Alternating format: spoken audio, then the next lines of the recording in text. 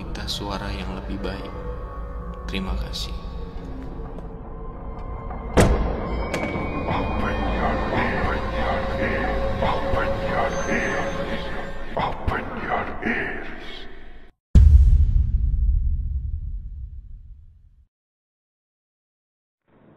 Halo, apa kabar semuanya? Segmen Open Your Ears tayang setiap hari Selasa pukul 20.00 waktu Indonesia Barat, di mana pada segmen kali ini akan menceritakan sebuah pengalaman horor nyata yang diceritakan di sebuah thread Twitter oleh @riannurfajri. Di mana pada cerita kali ini adalah kisah nyata yang dialami oleh adiknya ketika melaksanakan KKN di sebuah daerah. Sebelum masuk ke ceritanya, mari sama-sama dukung perkembangan channel ini dengan klik tombol subscribe dan nyalakan lonceng notifikasinya supaya kalian tidak ketinggalan cerita-cerita selanjutnya.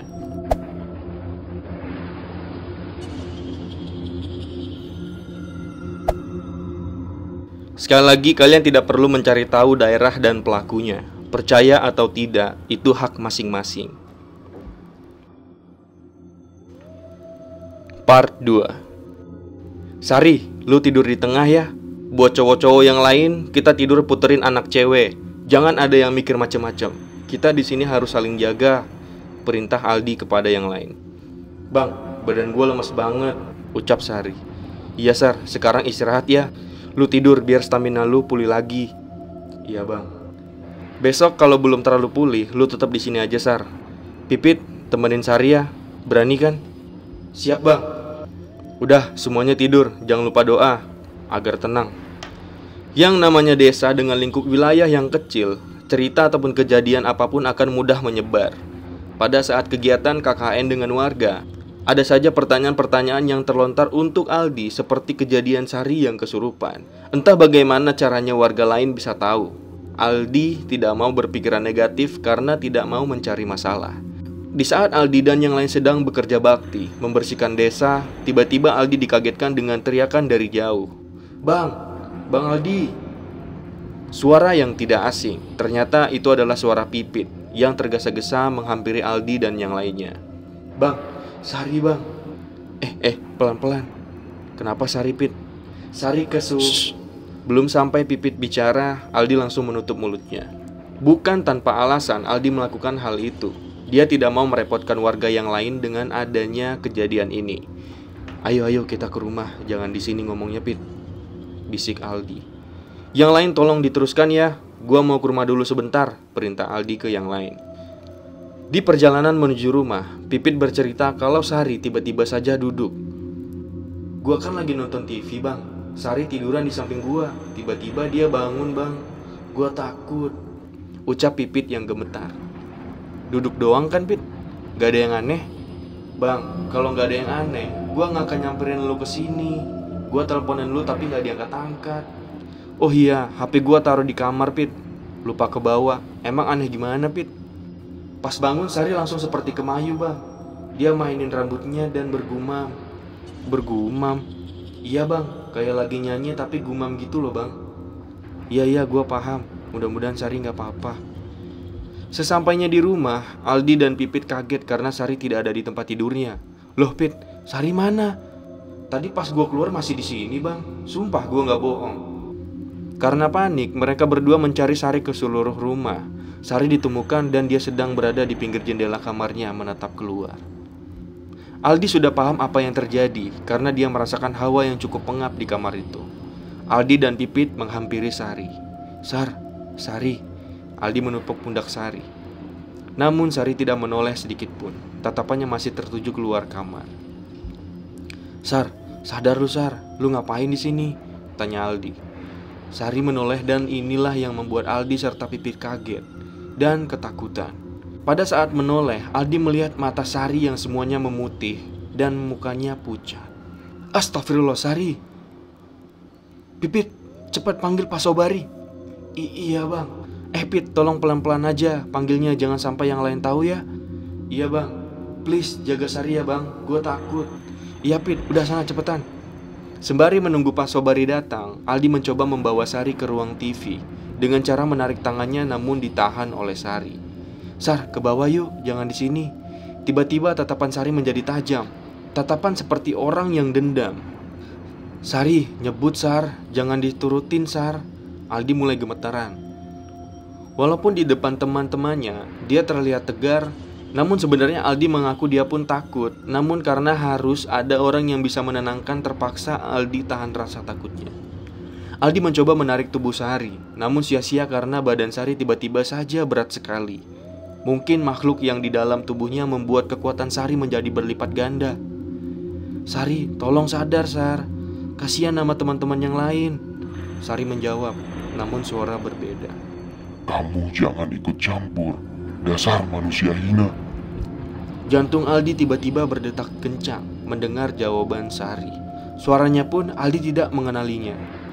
Perlahan Aldi melepas tangan Sari. Iya, Aldi seperti menyerah karena nyalinya sudah ciut. Aldi perlahan mundur dan menunggu di luar kamar. Mata Sari yang putih tetap menatap Aldi sampai menutup pintu. Jantung Aldi benar-benar berdegup kencang. Baru kali ini dia merasa dibentak yang langsung membuatnya ketakutan. Aldi duduk di depan kamar Sari, menunggu Pipit yang lama sekali memanggil Pak Sobari. Nah. Aldi mendengar suara seperti menyanyi dari dalam kamar, lalu kembali berubah dengan tawa cekikikan khas Mbak Kunti. Sejujurnya Aldi sudah tidak kuat di situ. Dia sudah merasa sesak yang luar biasa. Aldi merasa seperti berada di kerumunan banyak orang yang membuatnya sulit untuk bernafas. Untung saja Pak Sobari dan Pipit datang. Aldi dapat bernafas lega. "Assalamualaikum Nak Aldi. Kenapa dengan Sari?" "Waalaikumsalam Pak. Ini Pak, Sari kesurupan lagi sepertinya." "Aduh, Pak Haji lagi pergi. Saya sudah feeling pasti ada sesuatu dengan Nak Sari." Dan langsung inisiatif telepon Pak Haji. "Waduh, terus gimana ya Pak?" Walaupun Pak Sobari sudah cukup berumur, namun beliau masih cukup kuat berjalan dan ingatannya juga kuat. "Saya coba telepon Pak Haji lagi ya Nak Aldi." "Baik Pak." Pak Sobari mengeluarkan HP-nya dan turun ke bawah meninggalkan Aldi dan Pipit. Pipit yang sudah ketakutan perlahan air matanya menetes. Aldi paham, pasti Pipit ketakutan melihat temannya seperti itu. "Bang, gua mau pulang," ucap Pipit sembari menangis. "Pit, kalau lu pulang gimana nanti laporan KKN lu?" "Gua takut bang, takut banget." "Pit, bukan lu doang yang takut. Gua juga sebenarnya takut, tapi di sini harus ada yang bisa mengontrol yang lain." Saat Aldi mencoba menenangkan Pipit yang menangis, mereka dikagetkan dengan suara pukulan ke pintu. Sari mengamuk. Aldi dan Pipit menjauh dari pintu. Mereka takut ada hal tak terduga yang akan terjadi. Tidak lama suara pukulan ke pintu itu hilang, namun muncul suara baru. Srek, srek, itu suara kuku yang digesekkan ke pintu. Mungkin Aldi kesal dengan makhluk yang di dalam tubuh Sari dan langsung berteriak, "Woi, mau apa lu sih? Tolong pergi, kasihan teman gua." Bukan jawaban yang didapat, namun pukulan pintu dan tawa khas Mbak Kunti yang mereka dengar. "Bang, gua turun ya, gua takut bang," pinta Pipit yang badannya gemetaran. "Pit, temanin gua di sini Pit. Gua juga takut." Aldi mulai melemah. "Bang, gua beneran takut bang." "Gua cabut." Pipit langsung berlari turun ke bawah. Aldi yang sendirian langsung merasakan bulu kuduknya merinding. Karena Aldi yang bisa merasakan, maka perasaan dia semakin kacau. Pikirannya sudah buyar. Ada keinginan untuk ikut turun ke bawah, namun tertahan dengan kemauan menjaga Sari. Pak Sobari kembali naik ke atas dan menghampiri Aldi yang sudah ketakutan lalu mengajaknya ke dalam kamar. "Bagaimana dengan Pak Haji? Apa beliau bisa datang?" "Beliau usahakan balik secepatnya Nak Aldi, karena sedang mengisi ceramah di kabupaten sebelah." "Kabupaten, jarak yang jauh." Pak Sobari perlahan membuka pintu kamarnya, takut kalau Sari berada di belakang pintu kamar. Pemandangan yang menyeramkan terlihat dari Sari. Gestur badannya membuat Pak Sobari dan Aldi tidak percaya melihatnya. Kepala Sari seperti menengok ke atas, seolah lehernya patah, lalu ada darah di lantai dan kasur. Aldi telusuri asal darah itu. Ternyata dari kuku Sari yang lepas. Mungkin akibat gesekan ke pintu tadi, hingga kukunya lepas dan Aldi melihat kuku itu ada di lantai. Aldi dan Pak Sobari hanya bisa membaca-baca doa yang mereka tahu. Harapan doa yang mereka baca mempan, namun sepertinya percuma. "Nak Sari, sadar nak. Kasihan orang tua kamu nak. Lawan nak," ucap Pak Sobari. Tiba-tiba Sari tertawa kembali. Lirih namun rasanya memekik di telinga. "Pak, apa pernah kejadian seperti ini di sini?" Tanya Aldi yang mulai pasrah. Tidak pernah, nak. Saya pun bertanya-tanya kenapa kalian mengalami hal ini. Apakah kalian melakukan hal terlarang, kurang sopan, hingga penghuni rumah ini mengganggu? Seingat saya tidak, Pak. Namun, dalam hati Aldi pun penasaran hal apa yang jadi pemicu mereka mengganggu. Aldi harus mencari tahu. Pak Sobari mencoba menghampiri Sari yang sedang duduk di pojok kamar. Namun, belum sampai mendekat, kepala Sari langsung kembali seperti semula. Melihat itu, Pak Sobari berhenti. Takut Sari menyerang dirinya. Kalian. Ucap makhluk yang di tubuh Sari. Aldi dan Pak Sobari terheran apa maksud dari ucapan kalian itu. Siapapun yang di dalam tubuh Nasari, tolong pergi. Kasihan anak ini tidak punya salah dengan kalian, pinta Pak Sobari. Kalian tahu apa yang diperbuat anak ini? Apa? Apa yang diperbuat Nak Sari hingga kalian marah seperti ini? Namun kembali tidak dijawab oleh makhluk itu. Seakan sengaja agar Aldi dan Pak Sobari mencari jawabannya sendiri. Keinginan Aldi untuk mencari jawabannya makin kuat. Rencananya setelah yang lain pulang, dia akan menanyakan satu persatu. Sudah 2 jam Sari seperti ini. Aldi takut jiwa Sari tidak bisa kembali. Setahu Aldi, semakin lama seseorang kesurupan, maka semakin jauh jiwanya dibawa pergi dari raga. Aldi perlahan panik karena pemikiran-pemikiran seperti itu membayanginya. Aldi dan Pak Sobari hanya bisa melihat Sari yang seperti itu. Yang lebih mengerikan, kelakuan Sari yang sering berganti, seperti makhluk yang memasuki tubuhnya bergantian. Terkadang Sari menangis, setelah itu berganti menjadi tertawa. Setelah menunggu lama, akhirnya Pak Haji datang. Aldi dapat sedikit bernafas lega. Harapan kembali kepada Pak Haji, semoga dapat mengembalikan jiwa Sari ke raganya. Pak Haji menyuruh Aldi dan Pak Sobari menunggu di luar, bukan tanpa alasan tentunya. Pak Haji tidak mau mereka ikut terkena imbasnya. Pak Haji akan habis-habisan saat ini karena beliau melihat sudah banyak makhluk yang menunggu giliran untuk masuk ke badannya Sari. Pada saat seperti ini memang mudah untuk masuk buat makhluk halus. Media di badan Sari sudah terbuka sehingga memudahkan mereka bergantian. Tujuan Pak Haji pertama adalah menutup media itu agar tak ada yang masuk lagi. Beliau membuat semacam pelindung untuk menangkis makhluk di sekitarnya. Entah berapa lama Pak Haji di dalam kamar, Aldi dan Pak Sobari menunggu di depan berjaga-jaga jikalau ada yang dibutuhkan oleh Pak Haji. Tidak lama Pipit naik ke atas. Dia sudah sedikit tenang, namun ketakutannya masih menyelimuti pikirannya. Bang, gimana Sari? Sabar ya Pit, Pak Haji lagi usaha nyembuhin Sari. Kita berdoa aja, semoga berhasil ya Pit. Iya bang, amin. Tidak lama Pak Haji keluar. Beliau terlihat kelelahan dan keringat membasahi bajunya. Pak Haji, gimana Sari Pak? Tanya Aldi yang penasaran. Teman kamu sudah sangat lemah sekali. Jiwanya yang sudah hampir terbawa ke alam mereka. Untung saja saya tepat waktu datang. Alhamdulillah, ucap Pak Sobari, Aldi dan Pipit berbarengan. Cukup lega mendengar apa yang dikatakan Pak Haji. Namun ini belum usai. Mereka akan datang lagi. Tolong untuk sementara semuanya mengungsi ke tempat lain. Rumah ini sudah tidak aman. Mengungsi? Mengungsi kemana Pak Haji? Ini tempat kita satu-satunya. Ya memang sulit mencari tempat yang lain, karena Aldi dan yang lain di sebuah desa yang jarak antar rumahnya itu cukup berjauhan. Saya ada satu rumah lagi tidak terpakai. Kalian ke sana dulu aja ya. Untuk sementara. Tidak apa-apa Pak Haji. Tak apa deh Aldi. Aldi dan Pak Sobari masuk ke kamar untuk melihat kondisi Sari. Terlihat sangat lemah, terkulai di atas kasur. Pipit mendekati Sari dan menangis melihat jari Sari yang penuh dengan darah serta kukunya yang lepas. Perlahan Pipit membersihkan darah tersebut dan mengobati bagian kuku yang patah. Dalam pikiran Aldi, apakah separah ini kesurupan? Sulit buat dipercaya, namun inilah yang dia lihat dengan mata kepalanya sendiri. Anak-anak yang lain sudah pada pulang. Mereka seperti terburu-buru masuk ke dalam rumah ingin tahu apa yang sedang terjadi. Aldi yang sedang di ruang TV melihat tingkah yang lain langsung memarahi mereka semua. Heh, kalian itu masuk bukannya salam. Mantas aja diganggu setan satu rumah.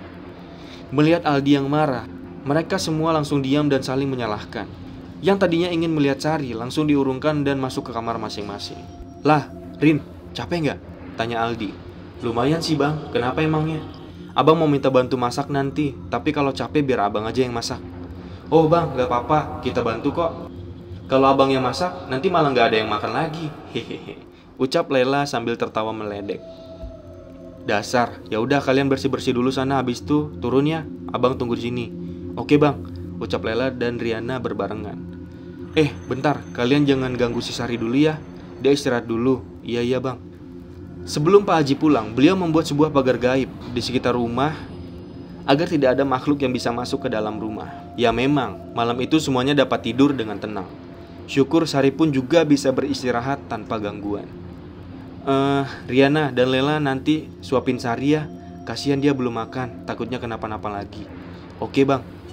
Aku ikut, ucap Pipit. Ya udah bertiga. Tolong ya jaga Sari. Basuh sekalian badannya biar gak lengket. Oke bang, siap. Untung sangat beruntung Sari mempunyai teman satu tim yang care satu sama lain. Dalam keadaan seperti ini memang butuh kesadaran masing-masing apabila ada salah satu teman yang sedang kesusahan. Abang, itu tangan Sari kenapa? Kasian bang Sari, ucap Lela yang habis melihat Sari. Udah jangan mikirin itu. Sekarang kita harus berjaga. Memang Lela ini agak sedikit kekanak-kanakan. Sifat manjanya kadang tidak bisa melihat situasi. Aldi perlahan mulai paham sifat masing-masing dari teman-teman satu timnya. Beban sebagai pemimpin di situ membuatnya pusing. Sebelum tidur, Aldi mengumpulkan semuanya untuk membicarakan hal yang dia bicarakan dengan Pak Haji sore tadi. Teman-teman, ada yang mau gua omongin. Tolong kumpul bentar ya, perintah Aldi kepada yang lain. Setelah kumpul, Aldi memberitahu bahwa mereka semua untuk sementara mengungsi ke rumah Pak Haji. Kebetulan kata Pak Haji, rumah itu persis di sebelah rumahnya. Jadi kalau ada apa-apa dengan Sari dapat cepat ditangani. Mungkin karena mereka semua ketakutan, langsung menyetujui usulan dari Aldi. Esok harinya setelah kegiatan dengan masyarakat sekitar pukul 4 sore, semuanya kembali ke rumah dan bersiap untuk mengungsi. Alhamdulillah Sari perlahan mulai pulih dan sudah bisa diajak berbicara. Namun masih sedikit kesulitan untuk bangun. Badannya masih terasa lemas dan sakit. Pada saat melihat jarinya pun Sari menangis karena sudah susah payah merawat kukunya. Ya namanya juga wanita, terkadang penampilan dahulu baru yang lainnya. Gimana keadaan lu Sar? Apa yang lu rasain sekarang? Tanya Aldi. Lemes badan gua bang. Pada sakit juga kuku gua bang, balas Sari. Ya nanti juga tumbuh lagi kuku lu Sari. Bisa berdiri gak?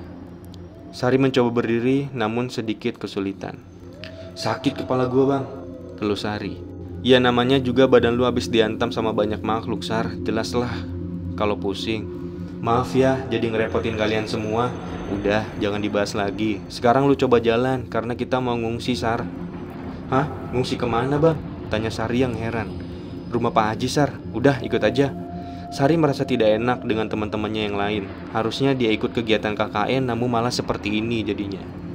Malam ini rasanya lega sekali. Aldi melihat teman-temannya mengobrol dengan canda tawa. Harusnya KKN yang sebenarnya seperti ini, bukan diisi dengan hal-hal yang mistis. Namun yang terjadi biarlah berlalu. Sekarang nikmati waktu yang tenang ini. Sudah seminggu mereka tinggal di rumah Pak Haji. Sari pun sudah mulai terlihat segar dan sudah mulai ikut kegiatan membantu masyarakat sekitar. Namun isu tetaplah isu. Ada saja pertanyaan-pertanyaan yang terlontar kepada Sari. Sebenarnya Sari risih, namun merasa tidak enak dengan warga. Dengan sedikit terpaksa dia menjawab pertanyaan-pertanyaan seperti sebagaimana rasanya kesurupan. Apa melihat bentuk-bentuk setan dan sebagainya.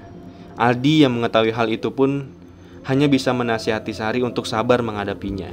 Di rumah ini bukannya tidak ada gangguan, tetap saja ada sekelebat sosok-sosok yang dilihat oleh anak-anak.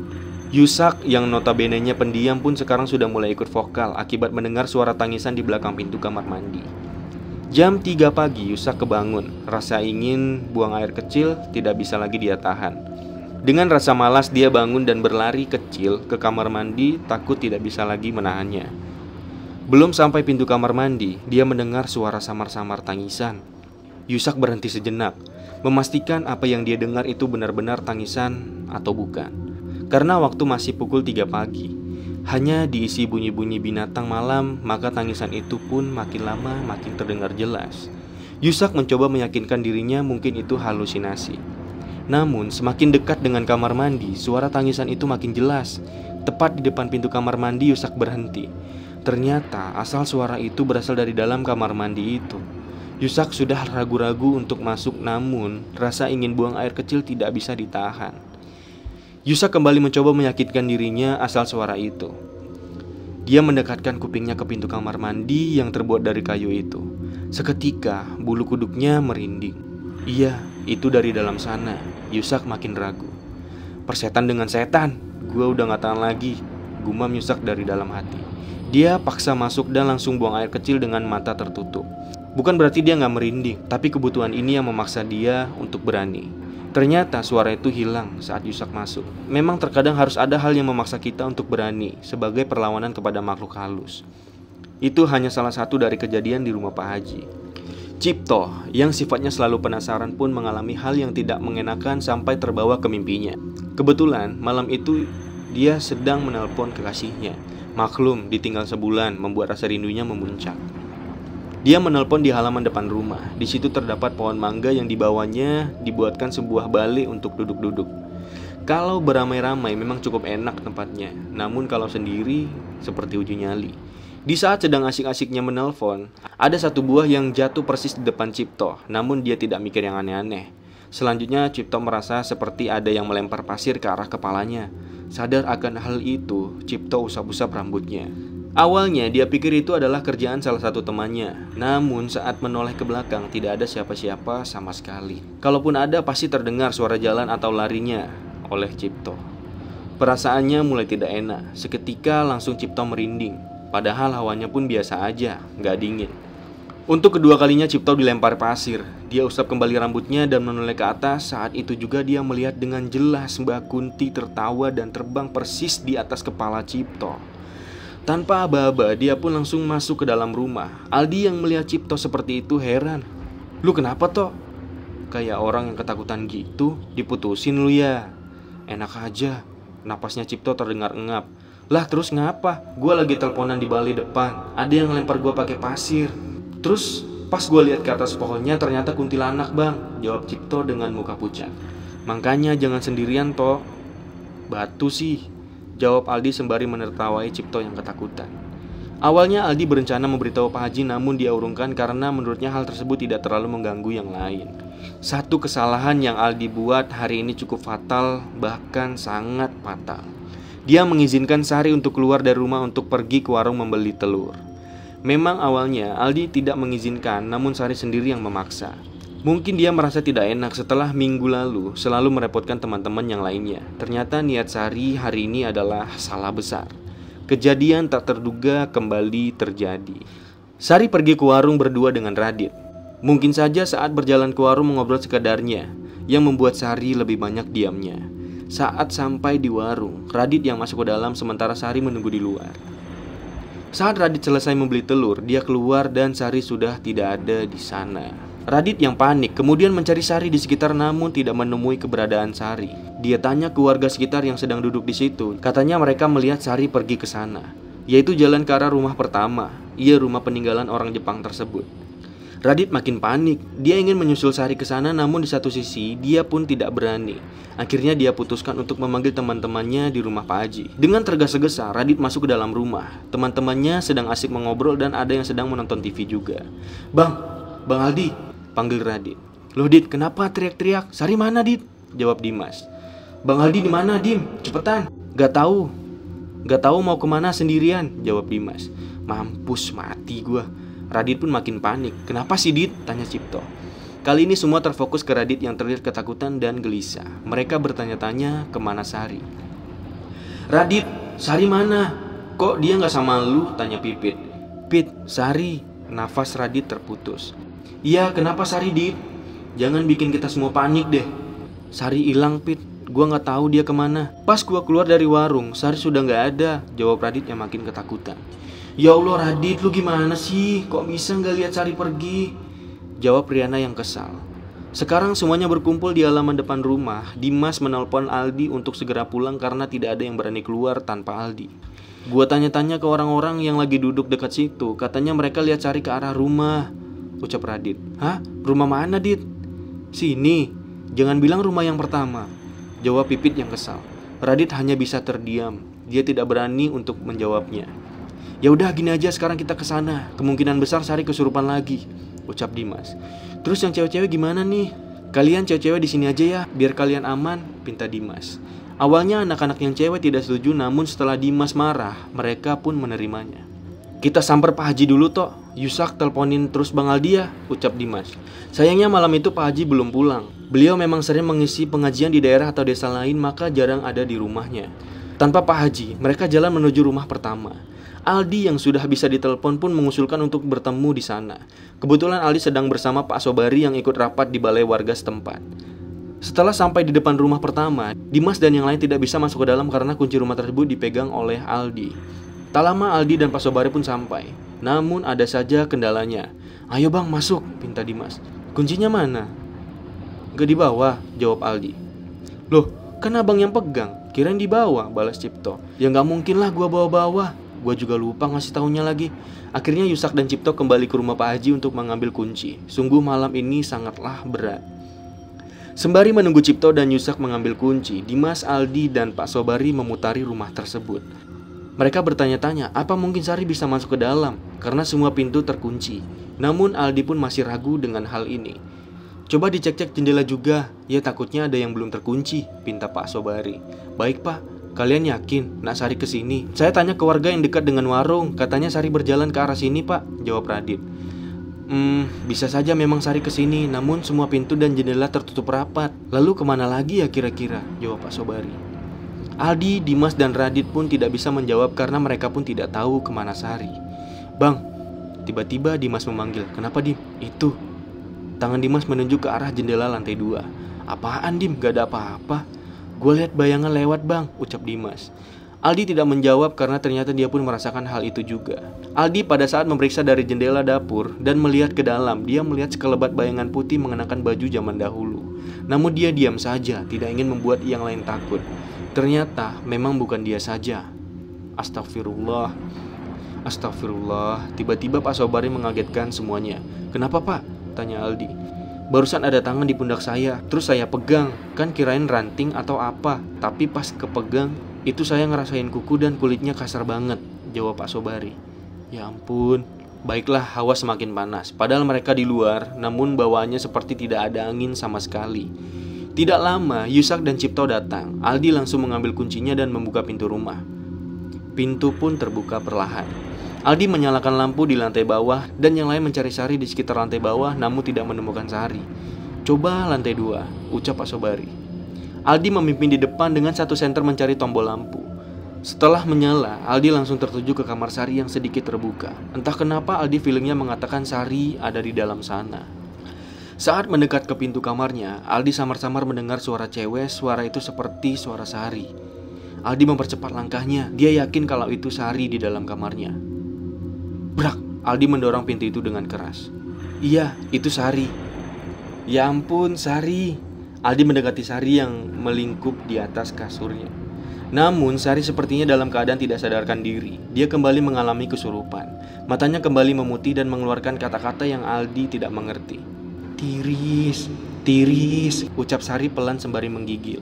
Aldi langsung menggendong Sari dan membawanya ke lantai bawah di ruang TV. Kebetulan kasur bekas tidur minggu lalu belum dibereskan.